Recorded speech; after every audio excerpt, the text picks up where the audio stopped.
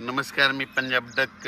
मी जात आहे मुरमाड, तालुका पैठण, जिल्हा संभाजीनगर. या ठिकाणी एक शेतकरी मेळावा आहे. त्या शेतकरी मेळाव्यासाठी जात असताना तर या ठिकाणून जालना जिल्ह्यात असल्यामुळं खास करून शेतकऱ्याला अंदाज देणार आहे.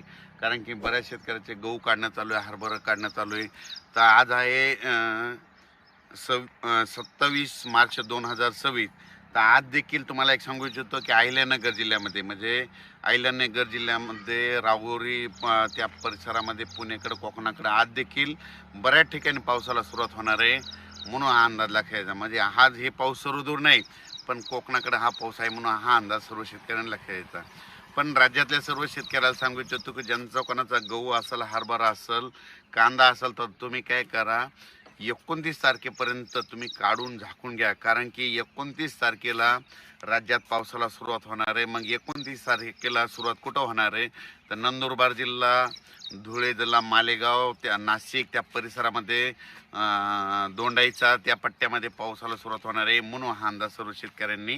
उत्तर महाराष्ट्रातल्या शेतकऱ्याचा जर कोणाचा कांदा असेल तर तुम्ही काय करा, 29 तारखेपर्यंत झाकून ठेवा. कारण की ना उत्तर महाराष्ट्राकडे 29 तारखेला पाऊस सुरुवात होणार आहे. गारपीट देखील होणार आहे. म्हणून हा अंदाज खास करून त्या उत्तर महाराष्ट्रातल्या शेतकऱ्याला लक्षात. मग गारपीट कुठं होणार आहे, तर गारपीट ज्या ठिकाणी एखादा नदी असेल तर नदीच्या बाजूला दोन्ही साईडने 1 किलोमीटरच्या अंतरानं, कॅनलच्या बाजूनं दोन्ही साईड 1 किलोमीटरच्या अंतरानं, तळ्याच्या बाजूनं चारी बाजूनं 1 किलोमीटरच्या अंतरानं गारपीट होऊ शकते. म्हणून उत्तर महाराष्ट्रातल्या शेतकऱ्यांनी नंदुरबार जिल्हा, धुळे जिल्हा, जळगाव जिल्हा, नाशिक जिल्हा, त्याच्यानंतर ठाणे ह्या देखील, त्याच्यानंतर इगतपुरी ह्या शेतकऱ्यांनी देखील हा अंदाज लक्षात यायचा.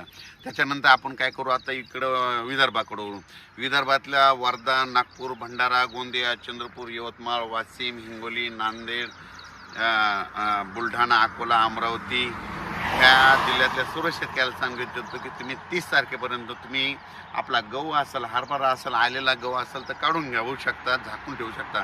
कारण की विदर्भात देखील 30 तारखेपासून ते 1-2 तारखेपर्यंत, 31-1-2-3 तारखेपर्यंत राज्यात पाऊस, म्हणजे विदर्भात पाऊस होणार आहे, पूर्व विदर्भात होणार आहे. म्हणून हा अंदाज लक्षात. हा पाऊस सगळीकडे सारखा पडणार नाही. काही भाग सोडणार आहे, काही ठिकाणी पडणार, कुठं सोडून देणार, काही ठिकाणी नुसतं वारं सुटं, गारपीट देखील होणार आहे. म्हणून हा अंदाज सर्व शेतकऱ्यांनी, विदर्भातल्या सर्व शेतकऱ्यांनी लक्षात यायचा. त्याच्यानंतर आपण मराठवाड्यातल्या सर्व शेतकऱ्याला सांगू इच्छितो की नांदेड जिल्हा झालं, हिंगोली जिल्हा झालं, परभणी जिल्हा झालं, लातूर जिल्हा झालं, धाराशिव जिल्हा झालं, बीड जिल्हा झालं, जालना जिल्हा, संभाजीनगर ह्या सर्व शेतकऱ्याला सांगू इच्छितो की मराठवाड्यात देखील तुम्ही काय करा, 30 तारखेपर्यंत ज्यांचा गहू असेल, हरभरा असेल, काढणी झालेले पिकं काढून घ्या. कारण की मराठवाड्यात देखील चांगला पाऊस, काही ठिकाणी वारा सुटेल, कुठं पाऊस पडेल, कुठं काही ठिकाणी गारपीट देखील होईल, काही भाग निरंक देखील राहील, काही भाग सोडून देईल. म्हणजे हे अवकाळी पाऊस सगळीकडे होत नसतं. म्हणून ही सर्व सर्व शेतकऱ्यांना लक्षात येतं. मराठवाड्यातल्या शेतकऱ्यांनी देखील आपण आपल्या पिकाची काळजी घेणे गरजेचं आहे.